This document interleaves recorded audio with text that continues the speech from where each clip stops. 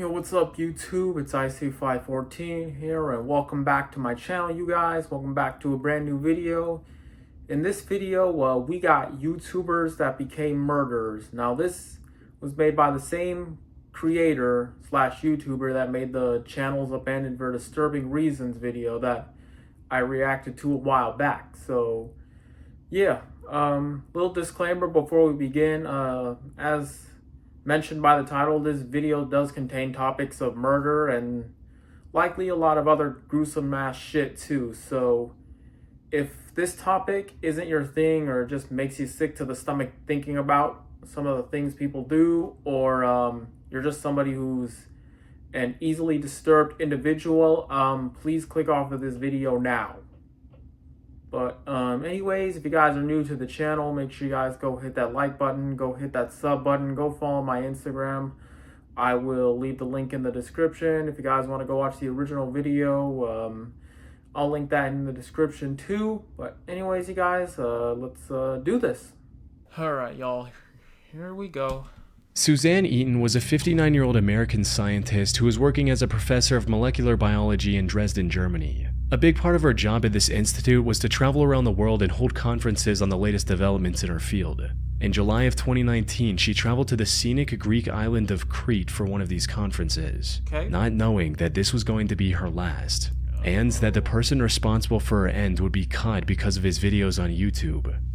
The incident happened on July 2nd, when, after a conference, Suzanne spent time with her peers and played the public piano in the venue's lobby before saying her goodbyes and heading out to her hotel in the afternoon. Sadly, this was the last time anyone saw Suzanne alive. Her coworkers noticed her absence when she didn't show up for the second conference scheduled for 6 p.m. that evening. It wasn't like her to skip events out of the blue. Something wasn't right. A fact that became increasingly clear when over 24 hours passed without anyone hearing from her. So on July 3rd, her colleagues called the police to check on her, hoping she was simply sick or something similar. However, when officers arrived at her hotel room, no one answered the door. They acquired a spare key from the hotel management and went inside, only to find the room completely empty and undisturbed. All of Suzanne's belongings were also still in the room. The only things missing were her running shoes and a set of exercise clothes. Those who knew her immediately understood what this meant. You see, in addition to her academic prowess and piano expertise, Suzanne was also an athlete at heart. She was a double black belt in Taekwondo, and despite her age, loved going on a run every day. Knowing this helped investigators narrow down what might have happened to her. Put simply, she likely went on a run soon after returning to her hotel on July 2nd, and something went wrong after that. She wasn't super familiar with the area, and to make matters worse, the weather was uncomfortably hot that afternoon. There was a strong possibility she collapsed from the heat or something else along those lines. After putting this together, the Crete police immediately dispatched a search and rescue team in the area surrounding her hotel and around popular running trails. Her family even traveled to Crete and put a €50,000 reward for anyone who could help find Suzanne. Unfortunately, Suzanne was nowhere to be found. That is until 5 days later, on July 8th, when two young men were exploring one of the abandoned World War II Nazi bunkers scattered across Crete. Around 200 meters in, one of them noticed a piece of burlap covering something on the ground. They picked it up from one end to see what was underneath, and what they found was the aftermath of one of the most horrific crimes in Crete's recent history. The burlap was covering the bloody remains of Suzanne Eaton. A later autopsy report discovered that Suzanne had several broken ribs, multiple fractures throughout her body, a missing ear, and much, much more. Whatever happened to her certainly was not an accident. The investigators began searching for clues, and fortunately it didn't take long for them to make their first major breakthrough: a set of car tire tracks leading up to the entrance of the bunker. Analyzing these tracks allowed investigators to find the car responsible for transporting Suzanne's remains to that bunker. It belonged to 27-year-old Yanis Paraskakis, a local sheep farmer. But when questioned, Yanis feigned ignorance and claimed that him driving through that area on that day was nothing more than a coincidence. He went as far as to say that he didn't even know about the existence of that bunker, a lie that would eventually lead to his arrest. You see, Yanis had a dream to become a successful YouTuber. He started a channel with his own name in 2012 and began posting videos. However, if you go to his channel today, all you'll find are 3 videos of him performing an ancient Chinese martial art and meditation technique called Qigong. That's because a couple days before Suzanne's body was discovered, Yanis deleted every other video on his channel. And once authorities recovered some of these deleted videos, it became clear why. You see, most of these Yup. So this dude uploading these videos of him in that same bunker, he basically just snitched on himself. He basically ratted himself out to the police, man. Digital footprint right there, bros. That's basically what that is. You know what I mean? But y'all already knew that. That's why they say, man, y'all gotta be careful what you post on the internet, man. Like, I'm not trying to give advice for getting away with murder. God, no.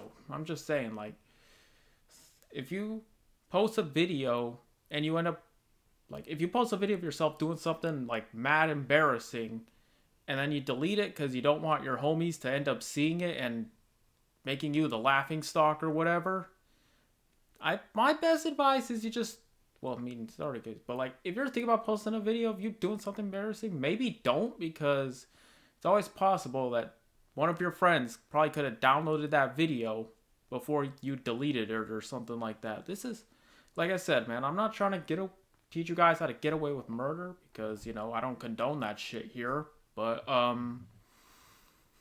yeah, just like a less word, there's like a more common example, you know.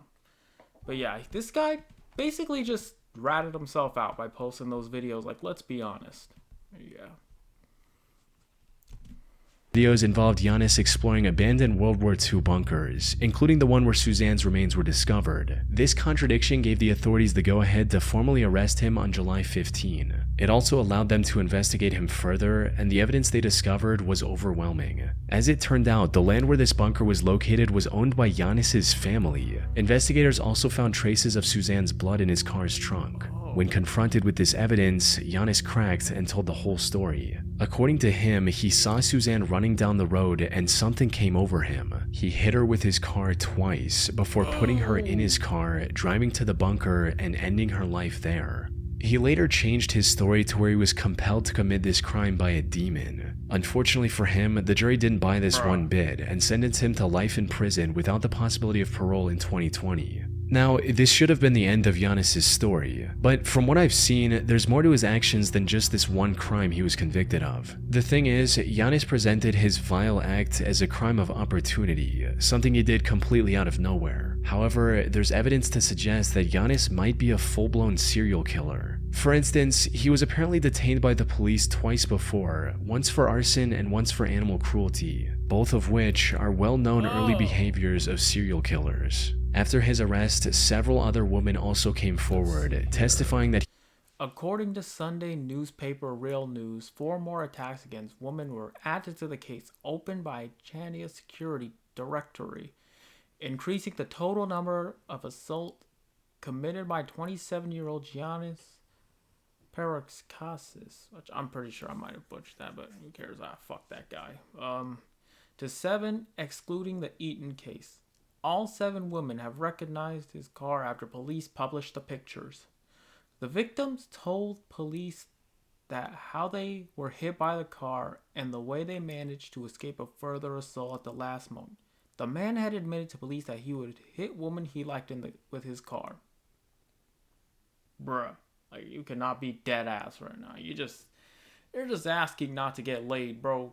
Initially, police had complaints and evidence of similar cases by 3 women, 2 foreigners living in the area, and a Greek. Alright guys, I kind of just wanted to read that, my fault. Tried to run them over with his car as well in the past. So, Suzanne was more than likely not his first victim. However, the most solid evidence against Giannis is in one of the deleted videos he uploaded to YouTube. In it, we can see him showing some very human-looking bones scattered throughout the same bunker Suzanne was discovered in. These bones were never discovered by the authorities, suggesting they might have been removed by Giannis to hide evidence. But what makes this truly disturbing is what his friend says at one point in the same video. This roughly translates into, "Is this where you left that old guy?"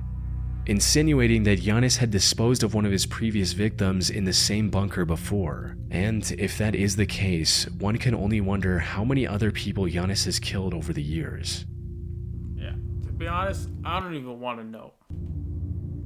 Simply Manic 6075 was a YouTube channel owned and operated by 24-year-old Samantha Wolford. She lived in the small community of Monticello, Texas with her husband Ernest Lee Ibarra, aka Ernie, and their 5 children. She usually made videos about her day-to-day life and other random topics. Yeah? Her story began in 2008 when she was at the lowest point of her life. She'd recently become the single mother of a pair of twins and had no love interest in her life. That's when she met Ernie at a local tattoo shop, and the two hit it off right from the get-go, eventually getting in a relationship and starting a family together. In one of her videos, Samantha described the day she met Ernie as the happiest day of her life. Together, they were blessed with 3 more children, including 1 more pair of twins. Raising 5 kids was a challenge, but Ernie made it work by taking a second job in pizza delivery. So, while they had endured tough times together, Samantha, Ernie, and their 5 children appeared to be the perfect loving family. However, while being a stay-at-home mother was all she could do at the time, Samantha still had a dream of becoming a famous actress one day. I've always wanted to be an actress. I think it is so much fun. I've been extras in movies. I've had small parts in like short films. It is so much fun, and It sounds like a completely innocent story until the dark turn eventually will come in. So I guess we're all about to see that now. so beautiful. It is one of the most amazing forms of art ever, to be able to express yourself that way. I think it's amazing. So, in October 2010, she created her YouTube channel and started posting videos, hoping to become a popular YouTuber and fulfill her dream on the internet instead. And things were going surprisingly okay in the beginning. Samantha would post new videos whenever she had something new to say. And while most of her videos struggled to get past 100 views at the time, the few viewers she had were enough to keep her going. But as time passed on, her passion for making videos turned into an obsession. She started spending more of her time on making videos than her family, putting even more pressure on an already stressed out Ernie. Around 2014, she also started accusing Ernie of hurting her in her videos, hinting at just how bad their relationship was going. But then, after posting a seemingly random video in March of 2014, Samantha mysteriously vanished from the internet. Maybe she lost interest in YouTube or just wanted to focus on her family again. No one knew exactly why she quit so abruptly. Then, on the 20th of February 2015, viewers finally received the update they were waiting for. Unfortunately, it was far more tragic than anyone could have imagined. It started with the Texas police receiving a call from one of Samantha's aunts asking them to save her niece's life. Cause County 911, what's your emergency? I have a home invasion. My niece is tied up. I am at the verge of untying my niece at this particular moment. Okay, she's tied up. She is tied up and gagged. And gagged? Is that what Yes, you said? ma'am. Is there anybody else there? Where are the kids? We have 5 small infants asleep. Apparently, 3 masked men broke into their home in the middle of the night and attacked the couple while they were asleep. The intruders then tied Samantha in her bedroom and, after hitting him with a gun a few times, kidnapped Ernie. Samantha somehow managed to get her ties loose enough to call her aunt, who then contacted the police after arriving at Samantha's home herself. By the time officers arrived, Samantha's aunt had set her free from the restraints. The kids were fortunately safe as well. However, what made this whole situation strange was that the intruders didn't take anything else from their home besides Ernie. And from the people who knew him personally, Ernie wasn't the type of guy to make enemies with dangerous people. Put simply, investigators sensed something fishy with the whole situation. But all that paled in comparison. Yeah, because, like, if you don't fuck with people that you know will fucking kill you, then it's, like, weird that people would still want to do that to you. So, of course, something would be up, you know? Like, that's usually how it goes. Okay, my fault, guys. Let's continue. To the main objective, which was to save Ernie as soon as possible. Unfortunately, Samantha didn't know anything that could give investigators their first clue. With no other option, the officers took Samantha to the station for further questioning, hoping to extract any useful information they could from her. But what none of them expected was that Samantha would change up her story completely after entering the interrogation room. Where before she didn't know anything about the assailants, now she had the name of a potential suspect, John Rebel. As Samantha's story goes, she was talking to her friend about Ernie's supposed attacks on Samantha, when suddenly a man with the pseudonym John Rebel overheard their conversation and started talking about how a man shouldn't treat a woman that way and that he was going to handle the situation.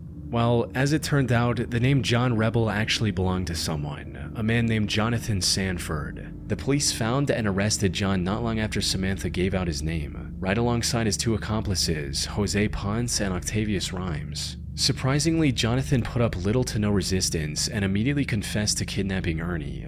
He also confirmed the worst possible outcome, that by the time the police got involved, Ernie was already dead. The three took him to a secluded forest and executed him with one shot to the back of his head. However, even after learning all this, one question remained. Why? Why would three men who didn't even know Ernie kidnap him from his home like that? Every answer to this question pointed back to Samantha, who kept denying any involvement.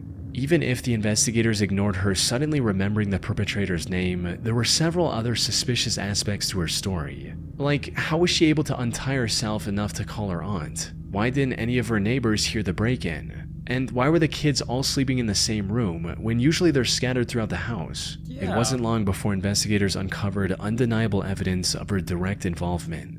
This included instruction messages she sent to Octavius when the officers were trying to call Ernie's phone, which he had on him. These read, "Kill his phone, shut that down, ditch phone, move." There was no doubt about it at this point. Samantha was in colluding with her husband's killers. And as the investigation went on, the real story came out as well. Samantha had apparently become addicted to the idea of becoming a famous YouTuber, and her neglect of the kids became a constant source of fighting between the couple. But instead of resolving the issue like a responsible adult, Samantha colluded with her friend's boyfriend to hatch a cartoonishly evil scheme to get rid of Ernie. They first wanted to plant hard drugs in his car and get him arrested, but later made the heartless decision that taking his life would be much easier. There's also a chance that Samantha went with the murder plan because it would have brought her more attention on YouTube. She was eventually sentenced to 149 years in prison for killing her own husband, leaving her 5 children completely orphaned in the process. Bro. So you really did all of that just because you wanted a couple clicks on YouTube, bro. Like, hiring 3 dudes to kill your husband and orphaning your children just for clout is actually fucking insane, bro. Like, you really doing all that instead of talking it out like normal, hopefully mentally stable adults. Like, Jesus, bro. Like, the things people do these days, bro. It's like, nah, like I said, man, having 3 dudes kill your husband and orphaning all 5 of your children just to get YouTube clicks is actually fucking insane, dude. Anyway, on to the next. Diana Lovejoy was a successful technical writer living in the town of Carlsbad, California with her husband Greg Mulvihill. However, while her corporate job paid the bills, Diana's true passion was becoming a triathlon athlete and documenting her journey on video, resulting in her eventually starting her own fitness blog called Lovejoy Fitness and a YouTube channel by the name of Heavy DJ. She started this channel all the way back in 2008 and over the years used it to document various parts of her life. From meeting her parents after a long time to going scuba diving with her husband. At one point, she even tried to become a cooking show host of sorts. Okay. Doesn't that smell nice? Unfortunately, her channel never really took off, forcing her to eventually cut her losses and move on with her life in March of 2012. Or at least that's what it looked like from the outside. In reality, Diana's reason for abandoning her YouTube channel was kind of wholesome. You see, Diana and Greg had been trying for a baby for years by this point. Tragically, Diana had suffered 8 different miscarriages and was quickly losing hope. But then in September of 2012, the two were blessed with a perfectly healthy baby boy, marking an end to their struggle. However, what should have been a moment of celebration started a downward spiral of lies and betrayals, eventually culminating in an assassination attempt.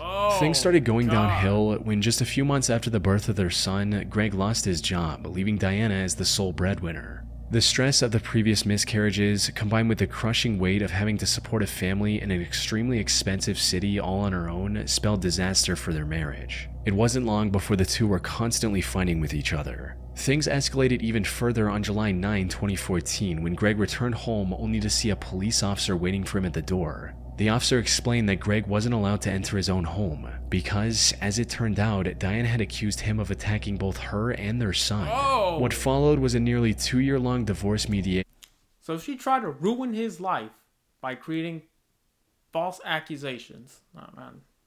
Not the first time I've seen something like that before. You know, women do it all the time. Sometimes their lives are ruined, and then years later, the police figured out its lies and they let him go. But that doesn't change the fact he served all those years in prison, all those years in jail, prison for no reason, you know? Because, like, I've seen plenty cases where people had their lives ruined by false accusations, false allegations, and such. But yeah. But I guess you're trying to be another one of those. To do it to him. During which the Crazy. investigators found no evidence supporting Diana's accusations, allowing Greg to get a 50-50 custody of their son. Diana was also ordered to pay $120,000 as a part of their divorce settlement in late 2015. But before the divorce could be finalized, Greg received a phone call from an anonymous number that changed everything. The voice on the other end claimed to be a private investigator Diana had hired recently. And according to this investigator, he already had solid proof of the attack claims Diana had made against Greg. But for some unknown reason, he wanted to help Greg win the case, so he claimed to have left the documents taped to a power pole located on a small hiking trail near Greg's home. Greg naturally found this whole thing pretty suspicious and decided to take one of his friends with him to the pole on the night of September 4th, 2016. Okay. Sadly, despite his suspicions, he failed to grasp the true intentions of the strangely helpful private detective. Hello, this is 911. Yeah. My friend has just been shot. Do you know who shot him? Oh! There's a guy lying down like a sniper. Oh, Sniper? God. Did Is you that see his him at blood? all? Briefly, we saw the gun, and he shot at us like 6 or 7 times. When Greg reached the pole, a sniper opened fire on him, shooting him clean through the chest. Fortunately, the bullet missed his heart by mere inches, giving him a second chance at life. By the time the police arrived, the shooter had already fled the crime scene. But a quick survey of the area allowed the investigators to uncover a pair of towels the shooter left behind. Running a DNA test on these towels led to a man named Weldon McDavid, Diana's shooting instructor. Weldon tried to deny any involvement at first, but the evidence against him was overwhelming, as after a thorough search, investigators were able to find another set of the same towels at Diana's place as well. They had also received CCTV footage of Diana buying the burner phone Weldon later used to lure Greg into the secluded area. Most importantly, investigators also found the gun Weldon used on Greg, hidden in the rafters of his garage. By this point, it was clear that Diana was the one who wanted to get rid of Greg, likely to avoid paying the divorce settlement and keep full custody of her son. Diana and Weldon were arrested for the attempted assassination on Greg Mulvihill and tried for their crimes in November 2017. Both were found guilty, with Diana sentenced to 26 years to life and Weldon to a harsher 50 years to life. The only silver lining in this entire case is that Greg was able to make a full recovery and is now living with his son. Okay. At least this one had a good ending, I guess. Like, he managed to survive being shot by the dude with the sniper. Because, you know, like the video said, the bullet missed his heart by a few inches. Which is good. Because, like, yeah, at least we got a good ending, I guess, you know? So yeah, hopefully him and his son are both still alive and well, doing all right, you know, having a happy life together now. The Gunnar Runar 87 channel on YouTube seems oddly wholesome at first glance. It's owned by an Icelandic boy named Gunnar Runar Sigthorsson and contains a single 3.5-minute video of him confessing his feelings to the girl he loves. The title translates to English as My Confession to Hildur. In it, he says things like, Hún on efa sko She is sérstakasta without a fiska sem doubt ég the nokkuð most tíma special human being Ég I've verð ever met. svo ótrúlega I've glaður become so bara að vera incredibly nálægt happy henni. Það er ekki only meira. being close to her. Og That's all it takes, and þetta er this ætlað is þér meant for you. því að ég held Because I sér think I've fallen bara in love nástangin að with þér. you. However, this seemingly heartfelt love letter turned out to be the key to solving one of the most horrific crimes in recent Icelandic history. And it all led back to Gunnar and the troubled life he had as a child. You see, Gunnar didn't have a mother growing up, resulting in him getting extremely close with his father. However, on the night of September 20th, 1996, when Gunnar was just 9 years old, his father decided to end it all using a gun. What made this already messed up situation even worse. God, bro. What the fuck, man? Like, I know that must have been traumatizing for him. Like, nobody should have to watch their father, any other family member, or their friend take their own life right in front of their eyes, bro. Like, no matter how old you are, whether you're a little kid or you're fucking in your teenage years or a full-grown adult, it don't matter. Literally nobody should have to watch their father, their mother, any family member or a friend or somebody like that take their own life right in front of their very eyes. Like, I know that must have been really traumatizing for him when he's like 9 years old, bro. Like, good lord. The fact that Gunnar was in the room with his father and witnessed everything. Unsurprisingly, this took a heavy toll on Gunnar's mental health. He withdrew from the world and refused to accept his father's death as reality. Everything seemed hopeless for Gunnar. That is until primary school, when he met a girl named Hildur and instantly became infatuated with her. He'd admired her throughout school and into adulthood, but never found the courage to make a move, fearing he'd lose his only close friend. However, things changed in 2009 when Hildur got engaged to a man named Hannes. This gave Gunnar the push to do something about his feelings. But given his shy personality, he still couldn't confront Hildur directly. So, in March of 2009, he created a YouTube channel and uploaded his confession on there. Hildur never reciprocated his feelings, but the two remained friends. Even Hannes, Hildur's now husband, didn't seem to mind Gunnar's company, something he likely regretted deeply just a year later. It all went down on the 14th of August 2010. Hildur was invited to a party that Gunnar was attending as well. But things got a bit out of hand and Hildur ended up drinking too much and passing out. Given their closeness, the task of getting her home safely was handed to Gunnar. But instead of dropping her off at Hannes' house like he should have, Gunnar took her to his own home. By the time Hildur woke up, it was already morning. She was understandably furious with Gunnar and immediately called one of her friends to drive her home. But nothing could have prepared Hildur for the horrific scene she witnessed on the other side of her front door. Her husband Hannes was lying on the top of the staircase near their bedroom, submerged in a pool of his own blood. She ran outside and called the authorities. Sadly, it was already too late. Hannes had received over 20 stab wounds on his body, from his arms and legs to the back of his neck, and was long dead by the time Hildur found him. Given his condition, his death was ruled a homicide and investigators wasted no time in looking for the killer. And while they initially suspected one of his business rivals of committing this horrific crime, it didn't take long for investigators to find Gunnar's video confession to Hildur and bring him in for questioning.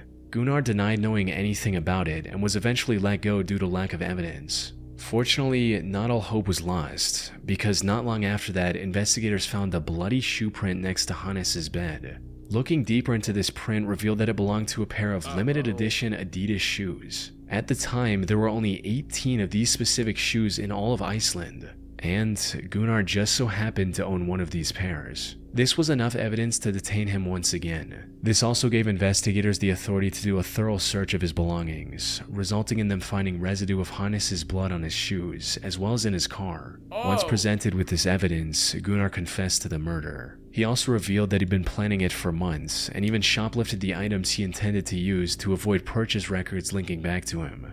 And while he didn't admit to it, Hildur also suspected him of spiking her drink that night, since she usually never passed out like that. After committing the crime, he also drove to a nearby pier and dumped items used in the crime into the sea to get rid of any evidence. It was a well thought out plan, since he was only caught because the garbage bag he used to hide his shoe prints tore open as he walked. As for his motive, it was just as everyone had expected, with him making it clear during the investigation, stating, "I loved Hildur. She was supposed to be with me. She was not supposed to be with him." Surprisingly, he was found not guilty during his first trial on March. What the fuck? No, like, this is actually fucking insane, bro. Like, I understand the friend zone fucking hurts, okay? Believe me, I would know. But to take it this far due to jealousy or whatever, bro? Mental health and whatever, shit like that, you know? Like, nah, bro. Like, that's actually fucking insane, bro. Like, Jesus. I don't know what else to say, man. That's just crazy, bro. Like, taking it this far is, like, not the fucking move, bro. Anybody should know that. Like, I'm not even sure what else to say, bro. That's just fucking insane. You're just asking for no other woman to look your way, dude. Knowing, couldn't they find out the shit you've done? 2011 by reason of insanity stemming from his messed up childhood. However, the prosecution argued that he was fully aware of his actions and escalated the case to the Supreme Court of Iceland. Gunnar was found guilty on this second trial and was sentenced to 16 years in prison. This was already lenient given the brutality of his crime, yet he ended up serving only half of that sentence as well. He was released under supervision in July 2019 and now works at a local warehouse. Yeah. You are not getting laid anytime sooner after that, bro. Jesus. Alright, you guys. That's the end of this video. Man, dude, those are some pretty fucking crazy cases, but y'all probably haven't heard of them before because these are like less known, I believe. But yeah, literally only the third one is one that got a good ending. Like I said, I hope that guy and his son are both here with us still. They're doing all right, you know, having a happy life together. And as for the kids, all the 5 children from the second one, I hope they're doing all right because everything that fucking happened must have been a hard time for them. So I hope they're still around and doing all right, you know? But yeah, man. This was just a lot of crazy stuff, man. Anyways, you guys, that's the end of this video. If there's anything else you want me to watch or listen to on this channel, let me know in the comments below, and I might look into it. But as always, guys, make sure y'all like, subscribe, comment, and turn on the bell notifications so you know whenever I upload a new video, and I'll see y'all in the next one. Peace out.